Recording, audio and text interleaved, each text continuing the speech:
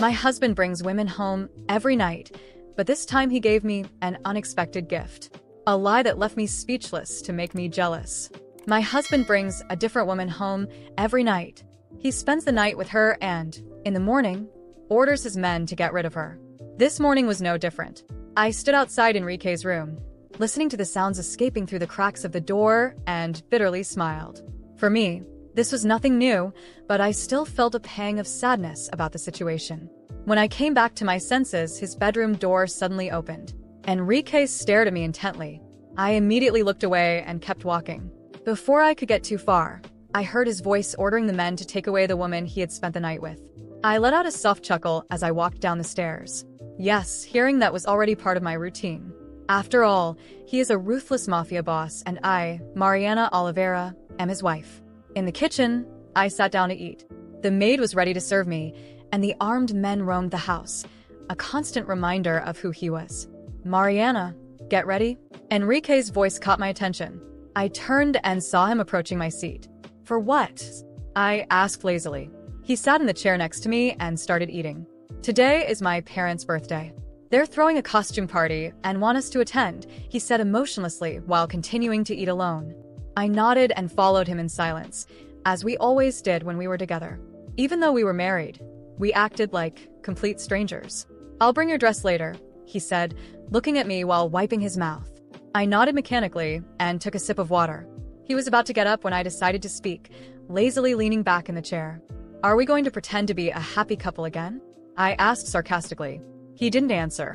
He simply left at 11 and left me alone in the kitchen. I faked a smile and shook my head.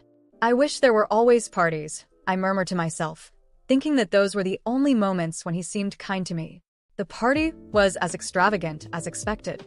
I walked down the stairs confidently, wearing an elegant gold halter-neck dress and silver heels. Downstairs, Enrique was waiting for me, staring at me so intensely that if I didn't know him better, I would have thought he was enchanted. When I finally stood in front of him, I cleared my throat.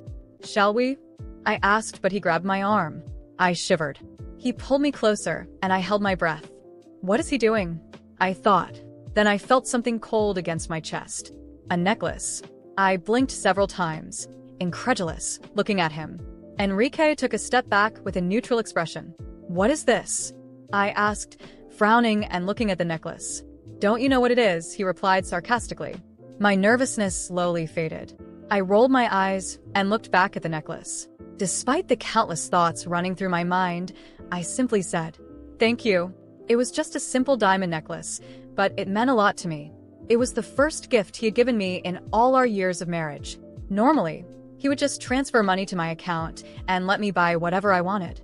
Don't overthink it, he said coldly. It's just to keep up appearances. Let's go. Hearing his words, the smile I had just managed to form quickly disappeared. I watched him leave the mansion. I bitterly smiled and looked up, holding back my tears. After gathering my thoughts, I followed him to the car. We both stared out the window, ignoring each other. Don't stray from me when we arrive, he said coldly, still looking out the window. All right, I replied immediately, leaning back in the seat. A few minutes later, we arrived at the venue. Before getting out of the car, I put on a golden mask that covered only half of my face. Enrique also put on his mask and we walked in together. His right hand was possessively around my waist, as if he wanted to show everyone that I belonged to him. Even with our faces partially hidden, we attracted everyone's attention. His parents welcomed us warmly, especially his mother, who quickly came to greet me. Daughter, she exclaimed cheerfully, kissing my cheek, not even noticing Enrique by my side. Happy birthday, I said softly, returning the smile. Thank you. You look so beautiful, no wonder everyone is staring at you, his mother joked.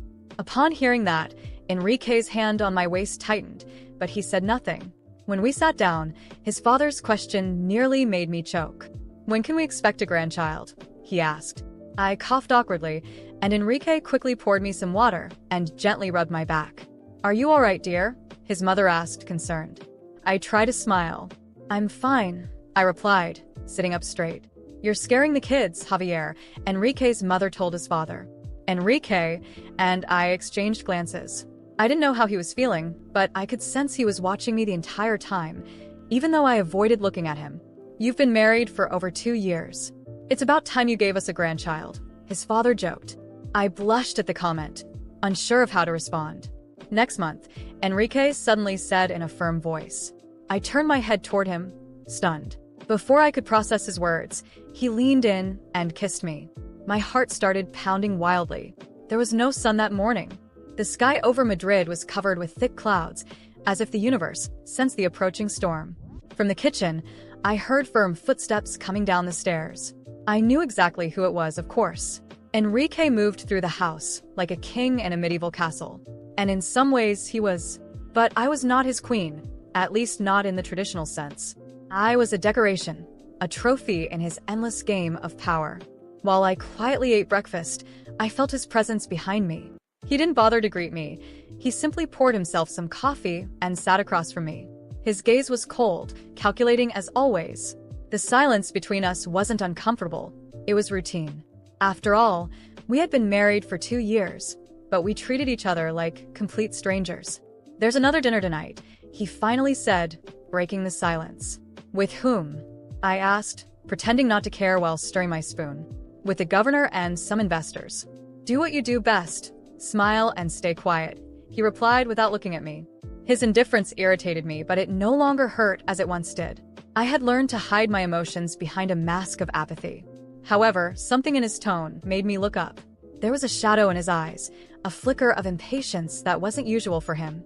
Something was off. Hours later, as I was getting ready for the evening, I decided to explore his office. It was a place I rarely dared to enter, but something inside me pushed me to do it. Enrique had always been meticulous, but in his rush, he had left some documents scattered across his desk. My eyes landed on an envelope stained with coffee drops. I carefully opened it, and my heart stopped as I read its contents. It was a letter addressed to one of his trusted men, ordering my elimination. My hands trembled as I held the paper, but my mind remained cold. This wasn't just a murder order.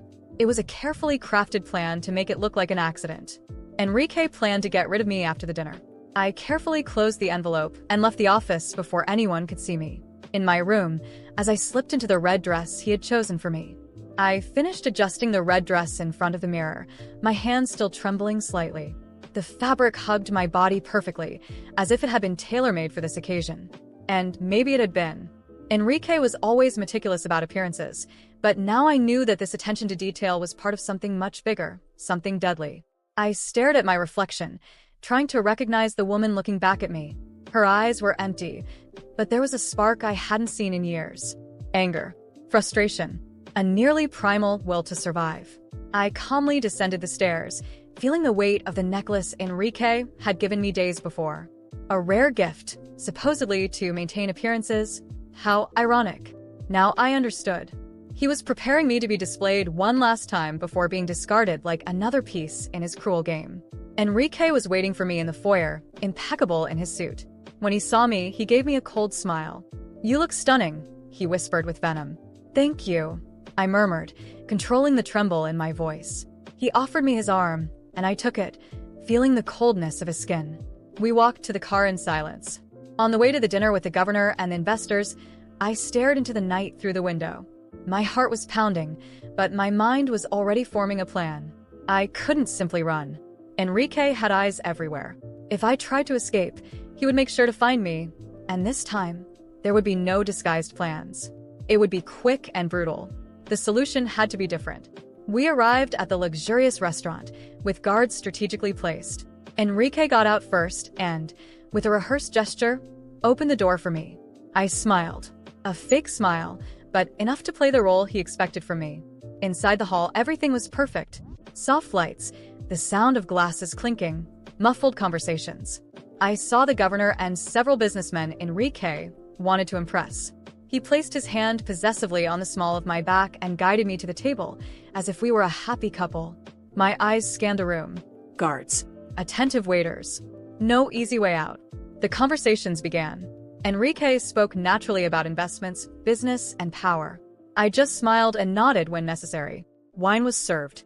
Enrique took a sip and offered me the glass. For a moment, I wondered if he had poisoned it. But no.